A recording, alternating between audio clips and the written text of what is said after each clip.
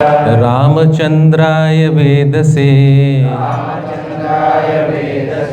रघुनाथाय नाथाय सीताय पते नमः। हरे कृष्णा। जय श्री राम। जय श्री राम। सो भगवान मर्यादा पुरुषोत्तम राम और उनके जितने भी पार्षद हैं रामायण में, सभी बहुत ही दिव्य हैं। सबके बारे में आपने सुना ही होगा, जैसे लक्ष्मण जी, भरत महाराज, हनुमान जी, सीता मैया, दशरथ जी, कैकेयी माता, सभी दिव्य हैं, सभी दिव्य पद पर स्थित हैं। और वो ऐसे पार्षद हैं, खासकर जैसे लक्ष्मण जी हैं, वो सेवा की पराकाष्ठा हैं कि कैसे अपने अधिष्ठाता की सेवा करनी है। ये कोई लक्ष्मण जी से सीखे कि 14 वर्ष के वनवास में उन्होंने एक भी दिन निद्रा नहीं लिया उन्होंने। तो देखिए, ऐसा नहीं था कि रामचंद्र जी क्षत्रिय हैं, अपनी सुरक्षा नहीं कर सकते, सीता माता की सुरक्षा नहीं कर सकते, लेकिन ये लक्ष्मण जी का सेवा भाव है, उनके प्रति प्रेम है कि वो 14 वर्ष उनकी सुरक्षा में, उनके आगे पीछे उनकी सारे जितने भी कार्य हैं, रसोई का, घर बनाने का, जितने भी कार्य थे सब लक्ष्मण जी ने किए। और हनुमान जी का तो कहना ही क्या है, पवन पुत्र हनुमान, उनका तो जीवन ही भगवान के दास के रूप में उन्होंने अपना जन्म लिया। शिव के पुत्र हैं, वायु के पुत्र हैं, लेकिन उन्होंने अपना सारा जीवन सिर्फ और सिर्फ भगवान के श्री चरणों में लगा दिया। किसी ने हनुमान जी से कहा कि हनुमान जी, क्या आपके हृदय में भगवान राम हैं? बोले हाँ हैं, लेकिन दिख तो नहीं रहे हैं। तो उन्होंने अपना सीना चीर के भी दिखाया कि कैसे उनके जो प्रिय भगवान हैं राम और सीता, वो उनके हृदय में विराजित हैं। तो हनुमान जी की बात ही क्या है। और तो और सीता मैया के बारे में बात करें तो सीता मैया भी अपने आप में परम सेविका हैं भगवान की। उनको नहीं मिला था वनवास, उनको नहीं मिला था, लेकिन ये उनका प्रेम था, सेवा भाव था कि सीता मैया साथ साथ, प्रभु आगे आगे गए और सीता मैया एक तरह से लड़ाई कर कर कुछ क्रुद्ध थी जब भगवान ने मना कर दिया कि हम आपको लेकर नहीं जाएंगे वन। तो उन्होंने ऐसी कुछ बात कही कि भगवान को फिर उनके आग्रह को मानना ही पड़ा। तो सीता मैया का एक परम दिव्य स्थान है रामायण में। आप भरत महाराज का भी, या कितने भी पार्षद जो हैं रामायण में सबका, लेकिन एक ऐसे व्यक्ति हैं, एक ऐसा पात्र है, एक ऐसा पार्षद है जिनकी कथा अगर हम सुनते हैं तो हमको लगता है कि हाँ, ये जो पात्र है, ये जो व्यक्ति है, अगर इन पर भगवान की कृपा मिलती है, अगर ये भगवान के कृपा पात्र होते हैं तो हमारा भी चांस है। और वो है सुग्रीव जी। सुग्रीव सी, जैसे आज की कथा में मैं कुछ उनके बारे में बताऊंगा। सुग्रीव का मतलब क्या है? सुग्रीव, ग्रीव का मतलब गला, कंठ, और सु का मतलब जिसका कंठ, जिसका गला बहुत ही सुंदर है। तो सुग्रीव जी दिखने में बहुत सुंदर हैं और बोलते भी बहुत सुंदरता से हैं, लेकिन कुछ कमियां हैं, कुछ अभाव है रामायण में उनके पात्र में। कि जैसे सुग्रीव जी जो हैं बड़े आसक्त हैं, जब भगवान को वो प्रॉमिस करते हैं, भगवान को प्रण देते हैं कि चातुर्मास के बाद, अभी चातुर्मास चल रहा है, तो चातुर्मास के बाद वो दोनों जने निकलेंगे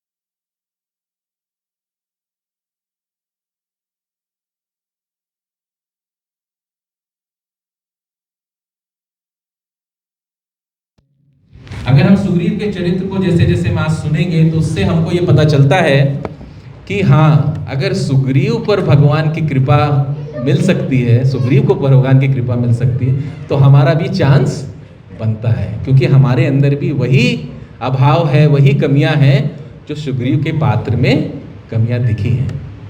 तो आज का जो शीर्षक है कि संदेह से, शंका से शरणागति, तो ये आज का शीर्षक है। मैं राम कथा को वहाँ से शुरू करूँगा जहाँ से सुग्रीव को कैसे भगवान मिलेंगे, वहाँ से ये कथा शुरू होती है। किसी को पता है कि सबसे पहले रामायण में कौन से प्रसंग में ये बात आती है कि भगवान को पता चलता है कि सुग्रीव से मिलने के बाद उनको सीता मैया का पता आगे चलेगा? कोई पात्र का नाम आपको याद है? यस प्रभु। शबरी माता से भी पहले, जटायु से नहीं, जटायु में तो सुग्रीव की बात नहीं हुई थी। और कोई? चलिए, मतंग ऋषि तो खैर नहीं। हाँ, तो एक राक्षस था जिसका नाम था कबंध। तो जो कबंध था वो बड़ा विचित्र प्राणी था।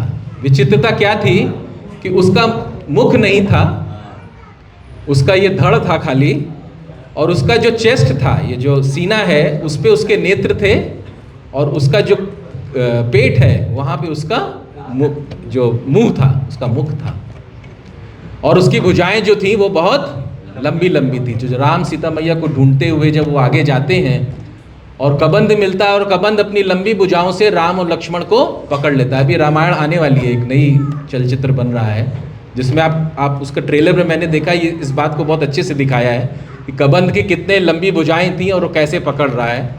तो राम लक्ष्मण उनकी भुजाओं को काट देते हैं, और ये कबंध कोई और नहीं था, अपने पिछले जन्म में एक गंधर्व था जिसका नाम था विश्ववसु। और उसको ऐसा श्राप मिला था कि आप जो है, जब आपकी भुजाएं कोई काटेगा तब आपको समझ में आ जाएगा कि हमारा उद्धार इस श्राप से हो गया। तो कबंध को समझ में आ जाता है कि जब भुजाएं काटते तो कबंध अपना जो असुर का शरीर है, अपना दानव को जो शरीर छोड़ते हुए वो भगवान से कहता है, लक्ष्मण जी से कहता है कि आप यहाँ से आगे जाइए, और एक पंपा सरोवर करके एक जगह है, एक सरोवर है जिसका नाम है पंपा, और वहाँ पर आपको सुग्रीव मिलेंगे। आपकी जो भेंट है वो सुग्रीव से होगी, और जब आप सुग्रीव से भेंट करेंगे उसके बाद आपको सीता मैया को ढूंढने का जो पथ है वो बिल्कुल साफ आपको समझ में आ जाएगा कि कैसे हमको आगे जाना है। तो भगवान और लक्ष्मण जी ऐसे आगे, और उस कबंध ने एक और बात बोली थी कि पिछले 13 साल से एक व्यक्ति आपका इंतजार कर रहा है, आपकी प्रतीक्षा में है। वो कौन है? शबरी। वो शबरी जो थी वो पंपा सरोवर के बगल में ही मतंग ऋषि का आश्रम था। तो शबरी रोज जो है, आपने शबरी के बारे में सुना ही होगा कि किस तरह से रोज वो आश्रम को सजाती थी, गोबर से लेपती थी और बेर तोड़ के लाती थी। कुछ लोग कहते हैं कि बेर जूठे करके चख के शबरी रखती थी भगवान के, कि भगवान जो है वो खट्टे बेर ना खाएं, मीठे बेर खाएं। तो शबरी से मिलते हुए भगवान पंपा सरोवर पे पहुंचते हैं, और जब पंपा सरोवर पे पहुंचते हैं तो वहाँ का जो रमणीय, पंपा सरोवर बहुत खूबसूरत है। तो इतना रमणीय जब वो वातावरण देखते हैं तो भगवान को याद आती है, उनको सीता मैया की वो होता है, और वो उनके आँखों से अश्रु गिरने लग जाते हैं। तो लक्ष्मण जी कहते हैं कि हे भैया, अभी तो हम लोग उस पथ पे चल रहे हैं जब माता को ढूंढने निकले हैं, भाभी को ढूंढने निकले हैं, तो आप इस तरह से व्यथित मत हो, आप अश्रु मत गिराएं। मुझे मालूम है कि आपको कितनी व्यथा है मैया से, सीता मैया से बिछड़ने का, लेकिन आप धैर्य रखिए, क्योंकि अगर कोई परेशानी आती है, समस्या आती है हमारे जीवन में, तो हमको धैर्य रखने की ज़रूरत है। तो लक्ष्मण जी एक गुरु के पद पे हैं, लक्ष्मण जी खुद गुरु ही हैं, बलराम जी जैसे गुरु हैं। तो लक्ष्मण जी उनको बहुत समझाते हैं अपने भाई को कि आपको धैर्य रखने की ज़रूरत है। मात्रा स्पर्शास्तु कौन्तेय सीते उष्ण सुख दुखदा आगमा अपाइनो नित्यस ताम तितिक्षस्व भारता। भगवान भी, कृष्ण भगवान भी अर्जुन को यही संदेश रहते हैं कि तितुक्षु बनो, घबराओ नहीं। समस्याएं तो आएंगी, जैसे जाड़ा और गर्मी आती ही रहती है, तो समस्याएं तो जीवन में आएंगी, लेकिन आप तितिक्षु बनो, आप धैर्यवान बनो। तो लक्ष्मण जी के समझाने पर भगवान अपने को संभालते हैं, और वो जो पंपा सरोवर है उसके पीछे ही ऋषिमुख पर्वत है, और ऋषि पर्वत के ऊपर कौन रहता था? सुग्रीव। सुग्रीव अपने 4 मंत्रियों और कुछ अन्य वानरों के साथ रहते थे। तो जब सुग्रीव ने ऊपर से देखा कि ये 2 सुंदर राजकुमार नीचे सरोवर के पास विचरण कर रहे हैं और कुछ ढूंढ रहे हैं, किसी की प्रतीक्षा में है, और ऐसा लग रहा है कि किसी को ढूंढ रहे हैं, किसी को पाने का प्रयास कर रहे हैं, तो सुग्रीव को बहुत ही भय हुआ कि ये दिखते तो साधु हैं, लेकिन इनके कंधे पे क्या है? धनुष और बाण है। तो ये कैसे साधु हैं, ये कैसे व्यक्ति हैं? ऐसा तो नहीं है कि ये वाली के जासूस हैं जो मुझे ढूंढते हुए आए हैं। तो सुग्रीव बहुत भयभीत रहता है, और उस भय में वो हनुमान जी से कहते हैं, हनुमान जी उनके एक मंत्री हैं, हनुमान जी से कहते हैं कि हनुमान जी आप वेश बनाकर जाइए, और जो सामने ये 2 राजकुमार इतने सुंदर हैं, धनुष बाण धारण करके आए हैं, इनसे पूछिए कि ये कौन है, और हो सके तो ये पूछिए कि क्या मुझे ये जानते हैं क्या? सुग्रीव का नाम लीजिएगा, क्या आप सुग्रीव को जानते हैं क्या? तो सुग्रीव के मन में ये आशंका थी कि इनसे पूछें, पता लगाएं कि ये कौन है। तो हनुमान जी जो है वो ब्राह्मण का वेश बनाकर जाते हैं, जनेऊ धारण करते हैं, दंड और कमंडल लेके जब वो पहुंचते हैं भगवान के सामने, तो उनको देखकर, भगवान का सुंदर विग्रह देखकर, राजीव लोचन, भगवान के जो नेत्र हैं वो इतने सुंदर है, भगवान की जो कांति है वो इतनी सुंदर है। तो हनुमान जी जब वो ब्राह्मण के वेश में सामने भगवान को देखते हैं तो वो बिल्कुल स्तंभित रह जाते हैं। स्तंभ का मतलब समझते हैं? जैसे ये स्तंभ है, खंबा, तो जैसे खंबा का कोई मूवमेंट देख रहे हैं आप खंबे में? नहीं, तो उसी तरह से अगर कोई स्तंभित हो जाता है, मतलब एक खंबे की तरह खड़ा हो जाता है। तो हनुमान जी ने जब पहली बार रामचंद्र जी से मुलाकात की तो वो एक स्तंभ की तरह स्तंभित हो गए, और स्तंभित होने के बाद वो सोचने लगे कि ये व्यक्ति ऐसा बड़े विचित्र हैं, बड़े दिव्य हैं।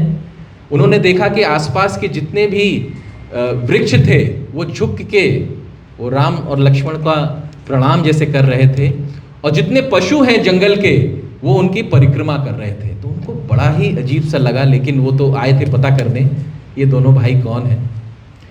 तो आके रामचंद्र जी से बहुत सारे प्रश्न पूछते हैं, राम से और लक्ष्मण से, कि आप कौन हैं, कहाँ से आए हैं, किस राज्य के हैं, आपके पिता कौन हैं। तो रामचंद्र जी को बड़ा अचंभा होता है कि सबसे पहले ये ब्राह्मण इस निर्जन स्थल पे कर क्या रहा है, क्योंकि ब्राह्मण जो होता है जिसको भिक्षा मांगनी होती है वो किसी निर्जन स्थान पे तो होता नहीं है, वो किसी शहर में होगा, गांव में होगा, जहाँ उसको भिक्षा मिलेगी। तो रामचंद्र जी को बड़ा ही अजीब सा लगता है, एक अटपटा सा दृश्य लगता है कि ये ब्राह्मण भिक्षा के लिए आए हैं, भिक्षा पात्र लिए हुए हैं, दंड कमंडल धारण किए हुए हैं, और इतने निर्जन स्थान पे ये आए हैं, और सबसे पहले हमसे इतने सारे प्रश्न पूछ रहे हैं। तो जब इतने प्रश्न पूछते हैं तो रामचंद्र जी थोड़ा सा ठिठक जाते हैं और कहते हैं कि आप कौन हैं।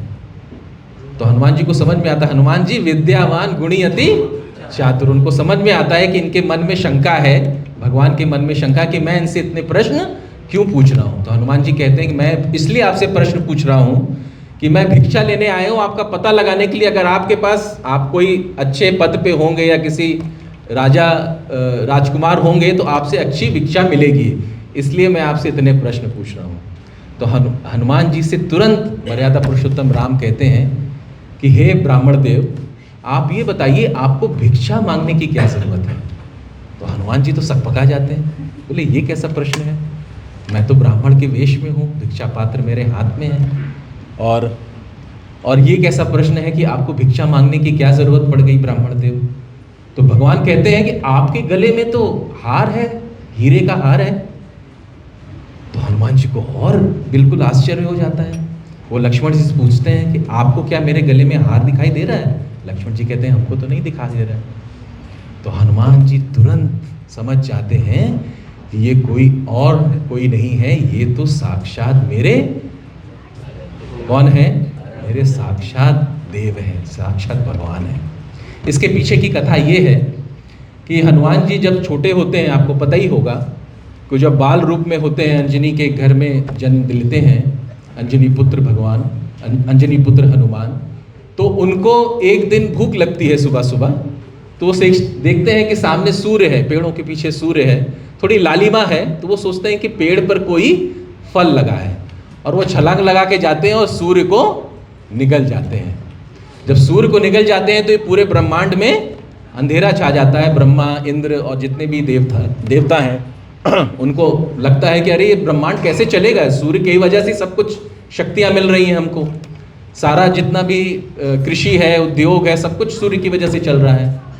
तो जब वो निगल जाते हैं तो ब्रह्मा जी और इंद्रदेव को बड़ा ही क्रोध आता है, और इंद्रदेव उस क्रोध में क्या करते हैं, अपने वज्र से, हनुमान छोटे से हैं, उनके जो चिबुक है, ये जो ठुड्डी है, उस पर वज्र मारते हैं। जैसे ही वज्र मारते हैं तो हनुमान जी की जो ठुड्डी है वो टूट जाती है, हल्का सा क्रैक आता है, और सूर्य जो देव हैं वो उनके मुंह से निकलकर अपनी कक्षा में स्थापित होते हैं। लेकिन जो वायु देव हैं, जो हनुमान के पिता हैं, उनको बड़ा क्रोध आता है कि मेरे बच्चे पर इंद्र ने वज्र चलाया। तो वो बहुत क्रोधित हो जाते हैं और वायुदेव कहते हैं कि अब मैं वायु की सप्लाई बंद कर देता हूँ। तो सारे लोग हाहाकार मच जाता है। कोई बिना वायु के रह सकता है? कोई बिना सांस लिए रह सकता है? नहीं। तो वायु देवता से सब लोग प्रार्थना करते हैं कि ठीक है, मेरे से तो गलती हुई। इंद्रदेव प्रार्थना करते हैं, सूर्य भगवान प्रार्थना करते हैं, ब्रह्मा जी प्रार्थना करते हैं, और ब्रह्मा जी फिर कहते हैं कि ठीक है, अभी तो ये स्थिति के अनुसार हमको ये कार्य करना पड़ा, लेकिन हम आपके पुत्र को कुछ वरदान देते हैं। तो ब्रह्मा जी उनको वरदान देते हैं कि आपकी आयु बहुत लंबी हो। इंद्र जो है उनको वज्र जैसा शरीर प्रदान करते हैं। अग्निदेव उनको वरदान देते हैं कि आपका शरीर जो है, अग्नि इस पर कोई प्रभाव नहीं डाल सकेगी। तो इंद्र जो उनको वज्र जैसा शरीर बनाते हैं, इसीलिए उनका नाम क्या पड़ता है? वज्र अंगी, मतलब बजरंगी। बजरंगी का मतलब श्री हनुमान जी। आप लोग कहते होंगे ना, बजरंग बली की जय। तो उसी से उनका नाम वज्र अंगी या बजरंगी, हम लोग उसका थोड़ा सा भ्रंश रूप में बोलते हैं। और जब ब्रह्मा जी उनको लंबी आयु का वरदान देते हैं तो उनको एक हीरे का लॉकेट देते हैं, हीरे का एक हार देते हैं, और उनसे कहते हैं कि ये हार जो है वो किसी को भी नहीं दिखेगा सिवाय आपके इष्ट देव के। आपके जो भगवान जब आपके सामने आएंगे तब उनको पता चल जाएगा कि आपके गले में ये हार है। तो जब हनुमान जी को ये बात स्मरण होती है तो वो समझ जाते हैं कि साक्षात भगवान मेरे सामने विराजमान है। तुरंत गिरते हैं और भगवान को दंडवत प्रणाम करते हैं। कितने ही मिनट तो वो उठते ही नहीं हैं, उनके अश्रुओं की धारा उनके नेत्रों से निकल रही है कि मैं जिस इष्ट देव की, जिस भगवान की प्रतीक्षा इतने सालों से कर रहा था, इतने वर्षों से कर रहा था, आज वो मेरे सामने है और मैं उनको पहचान नहीं पाया। तो बड़े उनको एक ग्लानि सी होती है, और उस ग्लानि में उनके चरणों में भगवान के गिर के बहुत ही उनसे क्षमा याचना करते हैं। और क्षमा याचना करने के बाद भगवान पूछते हैं, लेकिन आप अपना तो परिचय दीजिए कि आप हैं कौन? आपने तो मेरा परिचय पूछा, तो हे लक्ष्मण इनका परिचय पूछो। भगवान लक्ष्मण के थ्रू, गुरु के थ्रू सारी, भगवान कभी डायरेक्ट आपसे बात नहीं करेंगे। भगवान हमेशा आपके जो गुरु हैं, भगवान के जो महाभागवत शिष्य हैं, उनके थ्रू आपसे बात करेंगे। तो आप ये समझ लीजिए कि आप कितने लोग हैं जो दीक्षा हो गई है, तो आप अपने गुरु की जब बात मानेंगे और अपने गुरु से आदर पूर्वक कोई बात कहेंगे, तभी वो भगवान तक पहुंचेगी, अन्यथा आपसे डायरेक्ट कोई भगवान का संबंध नहीं है। तो लक्ष्मण जी से कहते हैं कि आप इनसे पूछिए कि इनका क्या परिचय है। तो हनुमान जी के मुख से निकलता है कि मैं सुग्रीव का दास हूँ। तो जब हनुमान जी ऐसा बोलते हैं कि मैं सुग्रीव का दास हूँ, तो भगवान को बहुत अटपटा लगता है और भगवान 2 कदम पीछे चले जाते हैं। वो कहते हैं कि आप सुग्रीव के दास हैं। हनुमान जी को तुरंत समझ में आ जाता है कि मेरे से कोई त्रुटि हुई है। तुरंत क्षमा करते हैं, क्षमा याचना करते हैं और कहते हैं कि भगवान आपका मैं दास हूँ, मैं सुग्रीव का दास नहीं हूँ। तो भगवान के फोटो पे थोड़ी स्मित मुस्कान आती है और लक्ष्मण जी से कहते हैं, अब लक्ष्मण तुम हमारा परिचय इनको दो। तो लक्ष्मण जी सारी बात बताते हैं कि हम दशरथ पुत्र हैं और ऐसा ऐसा हुआ है, अपनी माँ के कहने पे हमको 14 वर्ष का वनवास मिला है, और अभी ही हमारी जो पत्नी है, अब मेरे भैया की जो पत्नी है, उनका अपहरण कोई राक्षस, कोई दुष्ट करके ले गया है और हम उनकी खोज में आगे चल रहे हैं।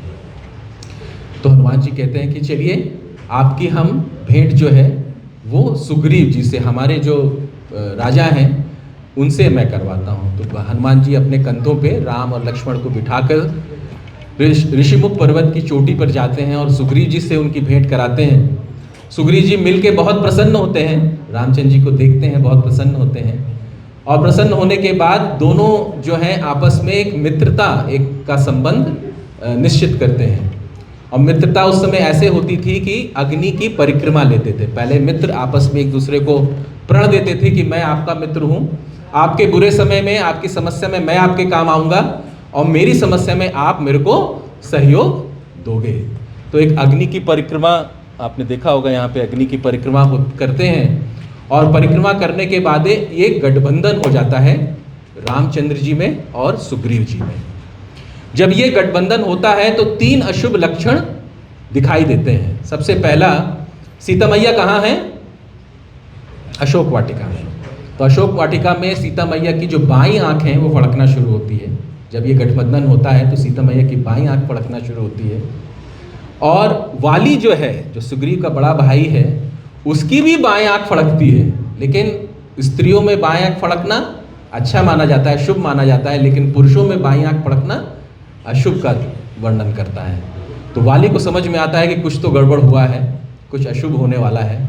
और उधर रावण लंका में वो तलवार से अपनी सेवक के साथ प्रैक्टिस कर रहा होता है, अभ्यास कर रहा होता है। तो जैसे ही वो तलवार चलाता है उसकी तलवार तिरछी पड़ती है और उसकी भी बाएं आंख फड़कती है। तो उसको भी समझ में आता है कि कुछ तो अब अशुभ आगे होने वाला है। जैसे ये गठबंधन होता है, ये गठबंधन साधारण नहीं है। ये भगवान का और उनके परम मित्र सुग्रीव का जो गठबंधन है ये साधारण नहीं है, ये भगवान की ही दिव्य लीला है। आगे चलते हैं तो फिर भगवान उनसे सुग्रीव जी उनका अभिवादन करते हैं और एक बड़ी चट्टान होती है, उसमें साल का वृक्ष का पत्ता तोड़ के लाते हैं, उस चट्टान पे बिठाते हैं। और जैसे ही वो पत्ता लगाते हैं चट्टान पे, भगवान को अभिवादन करते हैं, तो जो भगवान है वो एक साइड बैठ जाते हैं। जैसे मैं अभी इस तखत के बीच में बैठा हूँ, लेकिन भगवान उस चट्टान के एक साइड पे बैठते हैं। वो सोचते हैं कि दूसरा मेरे बगल में आके कौन बैठेगा? लक्ष्मण तो बैठेंगे, क्योंकि लक्ष्मण तो मेरे छोटे भाई हैं। लेकिन क्या करते हैं, सुग्रीव तुरंत जो है वो अपने आकर भगवान के बगल में बैठ जाते हैं। तो भगवान को बहुत अटपटा लगता है। जो और वानर हैं ये देख के तो वो बहुत प्रसन्न होते हैं कि हमारे जो राजा हैं सुग्रीव हैं, ये तो बड़े विनम्र हैं, खुद ही पेड़ से छाल तोड़ के लाए, खुद ही बिछाया, खुद ही भगवान का अभिवादन कर रहे हैं। तो उनको ये समझ में नहीं आता, लेकिन हनुमान जी को समझ में आ जाता है कि यहाँ पर सुग्रीव जी ने बहुत बड़ा कुछ त्रुटि की है। त्रुटि क्या थी कि उन्होंने लक्ष्मण जी का अभिवादन नहीं किया।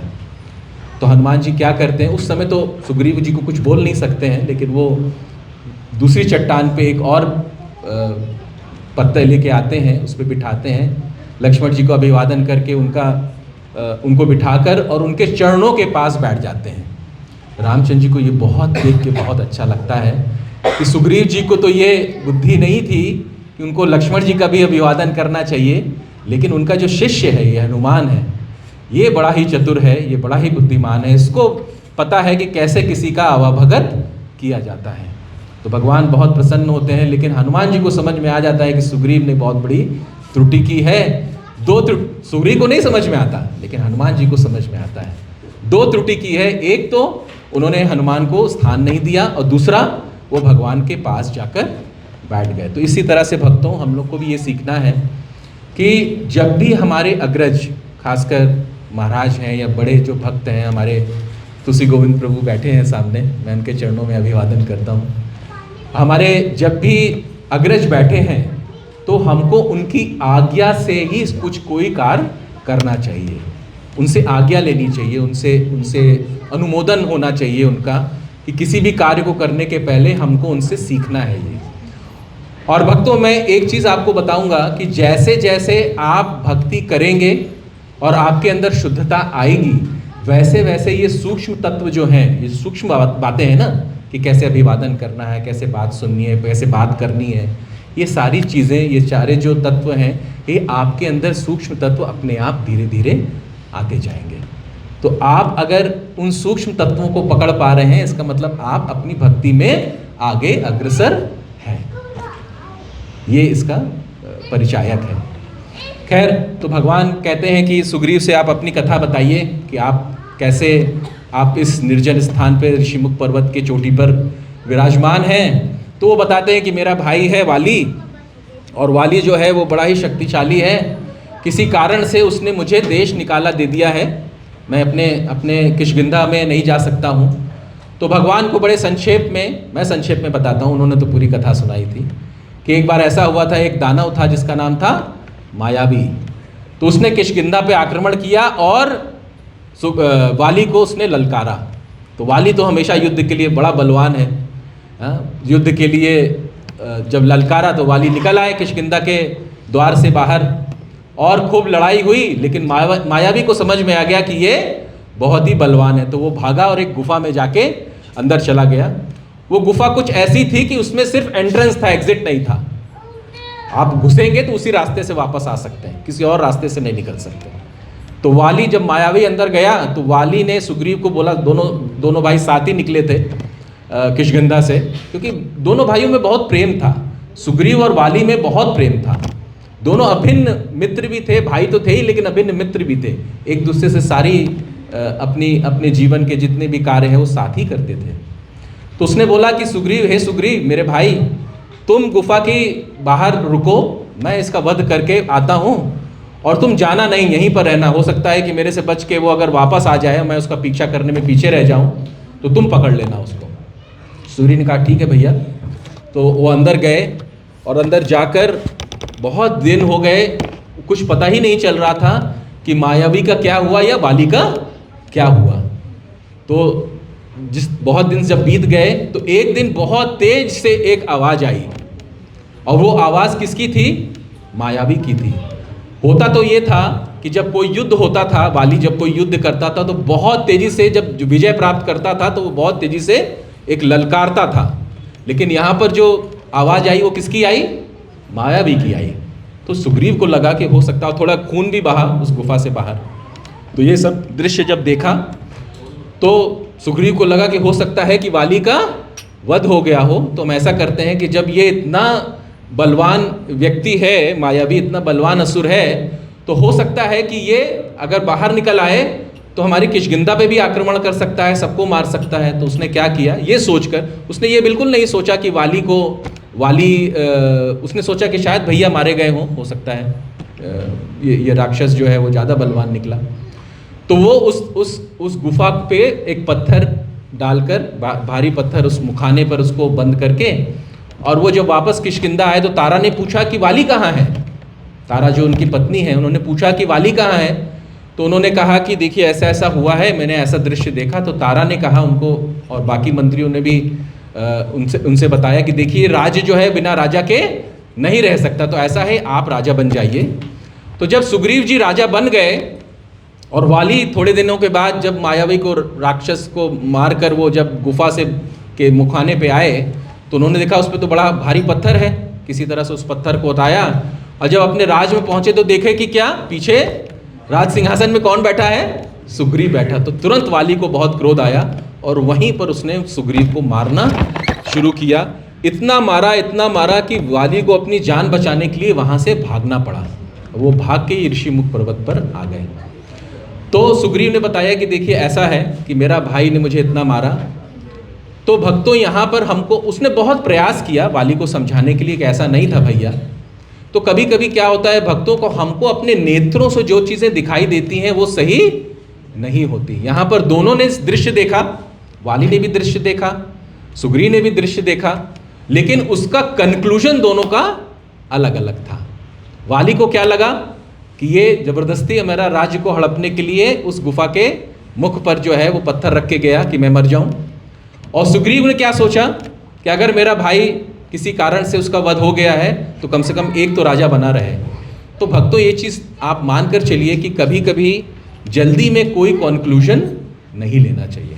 कहा जाता है कि the biggest mistake one can make is jumping into a conclusion, कि अगर आप निष्कर्ष में पहुंच जाते हैं, तुरंत आपने किसी चीज़ को देखा और आप निष्कर्ष पे पहुंच गए, तो आप समझ जाइए कि 90% केसों में, या हो सकता है कि 100% केसेस में आपका जो निष्कर्ष है वो गलत हो। और यहाँ पर ऐसे ही हुआ कि वाली ने का जो निष्कर्ष था वो गलत था, और सुग्रीव ने जब ये अपनी व्यथा बताई कि वाली को आप अगर मारेंगे तो, और वाली ने एक और कार्य किया था कि उनकी जो पत्नी थी रुमा, उनको भी अगवा करके अपने राज्य में रखा था। अपने छोटे भाई की जो पत्नी थी उनको भी अगवा करके रखा था। खैर, जब रामचंद्र जी ने सारी बातें सुनी तो रामचंद्र जी ने अपने बारे में भी बताया कि मेरी भी पत्नी ऐसे अगवा कर ली गई, अपहरण हो गया है।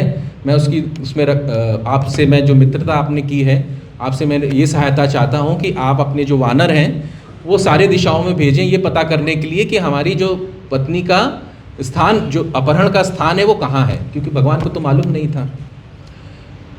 तो भगवान ने कहा उनकी कथा सुन के, सुग्रीव जी की आत्मकथा सुन के, कि आप घबराइए नहीं, आप ज़्यादा विचार मत करिए, मैं वाली को मार दूंगा और आपकी पत्नी से भी आपका मिलन हो जाएगा।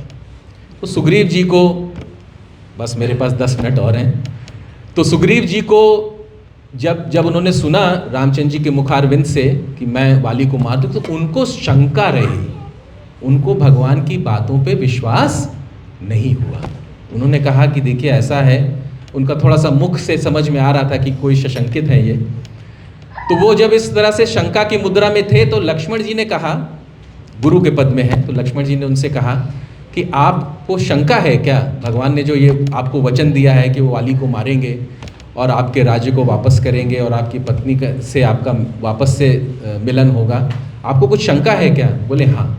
तो देखिए, गुरु का पद क्या होता है, अगर आपके मन में कोई शंका है तो तुरंत आपके गुरु के वाक्यों को, गुरु की जो प्रवचन है या गुरु के जो शब्द हैं उस पर आपको पूर्ण विश्वास होना चाहिए। तो यहाँ पे लक्ष्मण जी गुरु के पद पे हैं, तो उन्होंने कहा ठीक है, अगर आपको कोई शंका है तो मैं ऐसा करता हूँ, आप ये बताइए कि कोई शंका का निवारण कैसे होगा। तो सुग्रीव जी ने कहा कि ऐसा है, ये सामने आप हड्डियों का ढेर देख रहे हैं, ये हड्डी का ढेर जो है वो एक राक्षस था जिसका नाम था दुंदुभी। वो भैंस के रूप में आया था और वाली ने उसकी पूंछ पकड़ के इतनी जोर से घुमा के पटका था इस स्थान पे कि वहीं पर उसने प्राण त्याग दिए थे। तो ये दुंदुभी की जो अस्थियां हैं, अगर जो भगवान हैं, जो राम हैं, हमारे मित्र हैं, अगर इसको अपने पैर से 200 धनुष दूर अगर इसको खिसका देते तो मैं समझूंगा कि इनके अंदर इतनी बल है कि वो ये कार्य कर सकते हैं वाली को मारने का। लक्ष्मण जी ने कहा ठीक है। भगवान ने तुरंत अपने चरणावृंद से उन अस्थियों को छुआ और वो 200 धनुष गया, वो तो 400 धनुष 500 धनुष दूर चला गया। सुग्रीव जी को फिर भी आशंका बनी रही कि भगवान ये ऐसा कार्य कर पाएंगे, वाली को मार पाएंगे क्या। फिर से उन्होंने पूछा आपको कोई और शंका है क्या? बोले हाँ, ऐसा है कि एक बार वाली ने सामने जो 7 ताल के वृक्ष हैं, साल के वृक्ष हैं, इसको एक तीर से इसको भेदा था। अगर भगवान राम जो हैं इन वृक्षों को एक ही लाइन में लगे थे, अगर उनको भेद देंगे तो मैं मान जाऊंगा। भगवान ने एक तीर चलाया, वो 7 वृक्ष एक साथ भेद दिए, यहाँ तक कि वो जो तीर था वो पाताल तक गया और वापस उनके कमान में आके गया। तो ये थी भगवान की वीरता, भगवान का बल। तो सुग्रीव जी ने कहा हाँ बिल्कुल ठीक है, अब मुझे पूरा विश्वास है। तो भक्तों, कभी कभी हम भी बहुत भयभीत होते हैं, हमारे जीवन में भी बहुत सारी ऐसी सिचुएशंस आती हैं, समस्याएं आती हैं कि उन समस्याओं से हम डर जाते हैं और इस पर भी हमको शंका हो जाती है कि भगवान हमारा सहायता कर पाएंगे कि नहीं कर पाएंगे। ऐसी समस्या आपके दिमाग में आती है कभी कि आपके जीवन की समस्या इतनी बड़ी हो जाती है कि भगवान उन समस्याओं से छोटे दिखने लग जाते हैं। ऐसा होता है, मेरे साथ तो होता है कभी कभी। शुरू में जब आपको भगवान के नाम में, भगवान की गुण लीला माधुरी पे इतनी श्रद्धा नहीं है, तो ऐसा होता है कि मेरे परिवार में कुछ हो गया, मेरे भाई बहन के साथ, मेरे पत्नी के साथ, मेरे पुत्र के साथ, खासकर पत्नियों से जिनको बहुत आसक्ति है, उनके साथ कुछ होता है तो वो भक्ति तुरंत छूट जाती है, नाम लेना छूट जाता है। तो यहाँ पर देखिए, सुग्रीव जी ने भी शंका किया, सुग्रीव जी ने भी ये भगवान की जो वीरता है, भगवान के बल पे शंका किया, लेकिन लक्ष्मण जी ने उनकी शंकाओं का निवारण किया। तो इस तरह से आप अगर संशय करते हैं अपने भक्ति के जीवन में, तो आपकी जो गाड़ी है, जो भक्ति की गाड़ी है, वो ऐसी ही चलेगी जैसे आप गाड़ी तो चला रहे। कितने लोग कार ड्राइव करते हैं यहाँ पे? और अगर आपका हैंड ब्रेक लगा हुआ है तो गाड़ी चलेगी क्या? आप कितना भी एक्सीलेटर लीजिए। तो ये जो संशय है ये बड़ा ही घातक है, खासकर भक्ति के जीवन में। तो आपसे मेरा एक प्रश्न है कि क्या संशय होना चाहिए हमारे? कभी कभी हम लोग को संशय होता है, तो ये संशय अच्छा है, होना चाहिए कि नहीं होना चाहिए? हाँ या ना? होना चाहिए। कितने लोग होना चाहिए? कितने लोग नहीं होना चाहिए? होना चाहिए। भगवान श्रीमद् भागवतम के 3 स्कंद में ऐसा बताते हैं कपिल देव भगवान कि संशय जो है वो बुद्धिमत्ता का प्रतीक है। संशय होना चाहिए, लेकिन संशयों में हमको डूबना नहीं चाहिए। जैसे ही संशय आपके मन में, बुद्धि में आए, उन संशय का निवारण भक्तों के संग में करना चाहिए। अपने गुरु महाराज से, जो अग्रज भक्त हैं, उनसे कह के उन संशयों को दूर करें, क्योंकि संशय तो जरूरी है। अगर आप रात को 2 बजे आपके घर में कोई बेल बजाता है तो आप क्या करेंगे? खोल देंगे तुरंत दरवाजा? आपको लगेगा कि संशय तो होगा कि इतनी रात को कौन आया है, लेकिन आप क्या करेंगे? वो उस दरवाजे के बगल वाली खिड़की को खोलकर आप देखेंगे बाहर कि कौन है, तो उस संशय का निवारण करेंगे। आप ऐसा नहीं करेंगे कि वो भी नहीं खोला और सुबह उठ के सोचने लग गए कि पता नहीं कौन आया था। ऐसा तो नहीं है कि भूत पिशाच आ गए थे और दरवाजा खटखटा रहे थे। तो लोग कितने संशय को कैरी करते हैं, बहुत दिनों तक उन संशयों में जीते हैं। और संशय से एक बात मैं आपको बताऊं, संशय, अगर आपके मन में संशय है, आपकी बुद्धि में संशय है, तो आपको ज्ञान अर्जन में बहुत, खासकर जो भगवत गीता, भागवतम, जितने भी शास्त्रों का ज्ञान है, उनको समझने में अगर आप सशंकित हैं तो बहुत प्रयास करना पड़ेगा, बहुत मुश्किल हो जाएगी। तो इस कथा से जो सुग्रीव जी ने संशय किया और लक्ष्मण जी ने उन संशयों को, भगवान ने उन संशयों को दूर किया, इससे हमको ये सीखना है कि संशय नहीं करना है। क्योंकि अगर संशय रहित होंगे तभी आपकी शरणागति होगी, अन्यथा नहीं। संशय 5 प्रकार के हैं। मैं इस बात को कह के अपना वाणी को विराम दूंगा। सबसे पहला संशय लोगों को क्या होता है कि ये जो प्रयोजन है, जो श्रील प्रभुपाद ने हमको प्रयोजन दिया है कि हमको कहाँ जाना है, गोलोक जाना है, उसी पे संशय हो गया, प्रयोजन पे, कि पता नहीं गोलोक वृंदावन है कि नहीं है।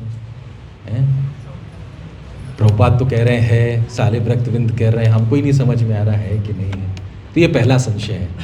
दूसरा संशय ये है कि जो अभिधेय है, जो प्रोसेस दिया है, जो प्रक्रिया दी है हमको आचार्यों ने, श्रील प्रभुपाद ने, गुरुवृंद ने, उस पर ही संशय हो जाए कि पता नहीं 16 माला करने से, 4 नियम का पालन करने से हो पाएगा कि नहीं हो पाएगा, पता नहीं हो पाएगा कि नहीं हो पाएगा। तो अगर इस संशय में, तो अभिधेय में संशय है, प्रयोजन में संशय है।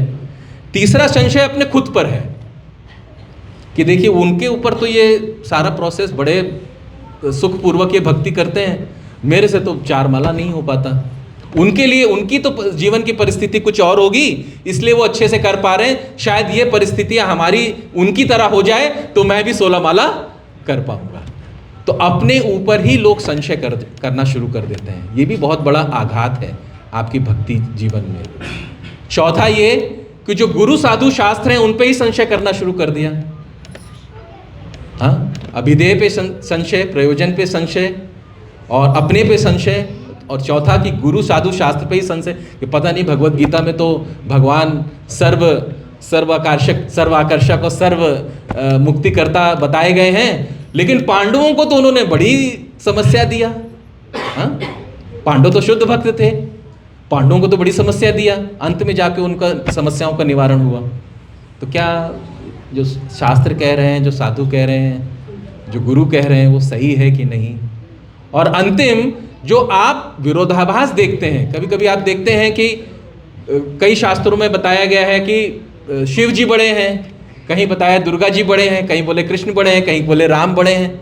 तो आप ये जो विरोधाभास है उसको अगर ठीक से नहीं समझेंगे, उसमें संशय होगा, तब भी आपकी भक्ति जो है विनष्ट होने की कगार पे है। तो भक्तों, ये जो 5 संशय हैं, प्रयोजन पे, अभिधेय पे, अपने पे, गुरु शास्त्र पे, गुरु साधु शास्त्र पे, और ये जो विरोधाभास है, इन संशयों से अगर हम निकल जाएंगे तो हमको भक्ति करने में बहुत आराम होगा। और जो प्रभुपाद ने ये जो हमको प्रक्रिया दी है हरिनाम संकीर्तन की, उसमें हरिनाम संकीर्तन माने HNS, उसमें ये नहीं सोचना है कि हमसे नहीं, हम नहीं सुधरेंगे। हाँ, HNS या हरिनाम संकीर्तन, HNS का मतलब ये है कि हम नहीं सुधरेंगे। तो आप संशयों से दूर रहिए। जिस तरह से लक्ष्मण जी ने सुग्रीव जी की मदद करी। कहानी तो बहुत लंबी है, इसको कहने में शायद 1-8 घंटे और लगेंगे, लेकिन मेरा आपसे विनम्र निवेदन ये है, इस कथा से, इस आज की जो सुग्रीव जी की जो कथा है उससे ये है कि आप संशय रहित रहिए, संशय मत करिए। भगवान के सामने कोई भी समस्या खड़ी नहीं रह सकती। भगवान तो भगवान है, वो सब चीज़ों को सॉल्व कर सकते हैं। आप जितने अच्छे से कलयुग में, जिसमें हरिनाम करना ही हमारा उद्देश्य है, हमारा यज्ञ है, उसमें अगर आपका हरिनाम में पूरी श्रद्धा है, हरिनाम जो है वो भगवान से अभिन्न है, अभिन्नत्व, भगवान शास्त्रों में कहा गया है कि भगवान में और हरिनाम में कोई भी भिन्नता नहीं है, अभिन्न है दोनों। तो अगर हम हरिनाम की श्रद्धा होगी, उनकी शरण लेंगे, अच्छे से माला करेंगे, तो भगवान के प्रति जो हमारी श्रद्धा है, उन पर जो विश्वास है कि भगवान ही हमारा पालन कर सकते हैं, ये दृढ़ विश्वास आप सभी के हृदय में बहुत ही तीव्र गति से आए, ये मैं इसकी प्रार्थना करूँगा। हरे कृष्णा कृष्णा कृष्णा हरे हरे, हरे राम राम हरे। कोई एक प्रश्न है तो आप पूछ सकते हैं, नहीं तो तुलसी गोविंद प्रभु आगे भगवत गीता पे प्रवचन करेंगे। और सारी चीज़ें इतने अच्छे से समझे। एक आपने कहा निष्कर्ष जो बाली के अंदर भी आया था, ऐसे भक्तों के अंदर भी ऐसा होता है कि हम लोग अपना निष्कर्ष कुछ और लेके चलते हैं, परिणाम कुछ और आता है, तो उसमें हम लोगों को ये आभास रहता है कि मैं सही हूँ और परिणाम गलत आया है। तो इसमें कुछ हाँ, ये हम सबके अंदर ये बहुत बड़ी भ्रम है कि जो हम देखते हैं, खासकर जो देखते हैं, सुनते हैं, क्योंकि प्रभुपाद ने तो हमको बताया है कि हमारे अंदर 4 कमियां हैं, 4 अभाव हैं। उसमें से एक ये है कि हमारी जो इंद्रियां हैं वो अपूर्ण हैं।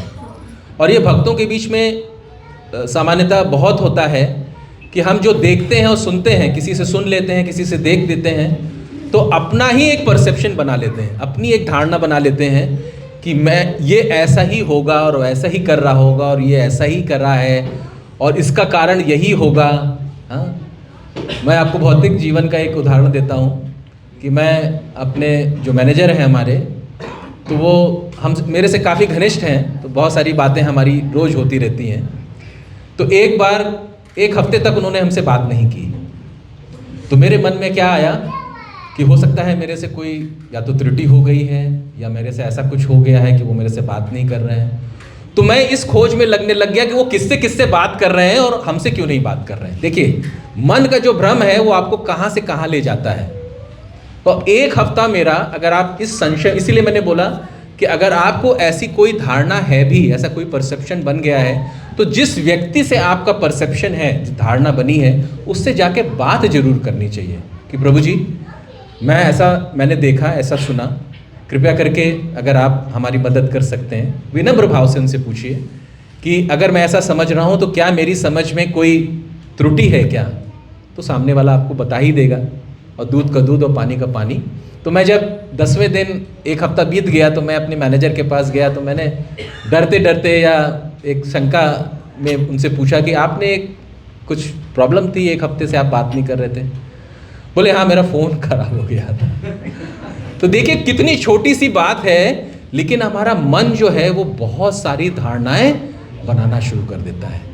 तो ये जो निष्कर्ष पे पहुंचना है, इसीलिए मैंने बोला the most dangerous kind of jump is jumping to conclusion. निष्कर्ष पे कूद जाना, ये सबसे बड़ी गलती होगी।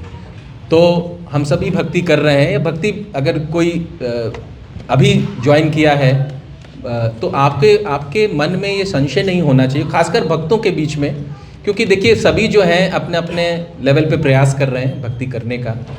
सभी के अंदर कमियां हैं, कोई यहाँ पर ऐसा नहीं है जिसके अंदर त्रुटियां नहीं हैं।